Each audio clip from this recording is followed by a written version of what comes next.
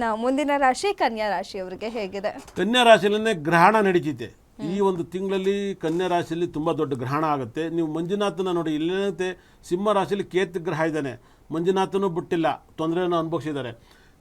ಈ ಕನ್ಯಾ ರಾಶಿಯಲ್ಲಿ ಈ ಗ್ರಹಣ ನಡೆಯೋದ್ರಿಂದ ನಿಮಗೆ ಶನಿ ದೃಷ್ಟಿ ನೇರವಾಗಿ ಬೀಳೋದ್ರಿಂದ ಮತ್ತು ಸೂರ್ಯನು ಹಲ್ಲೆ ಬಂದು ಗ್ರಹಣ ಆಗೋದ್ರಿಂದ ನಿಮ್ಮ ಲೈಫಲ್ಲಿ ನಿಮಗೆ ತುಂಬ ತಲೆನೋವು ಬರುತ್ತೆ. ಇದು ತುಂಬ ವರ್ಷ ನಿಮ್ಮನ್ನು ತಲೆನೋವು ಕಾಡುತ್ತೆ.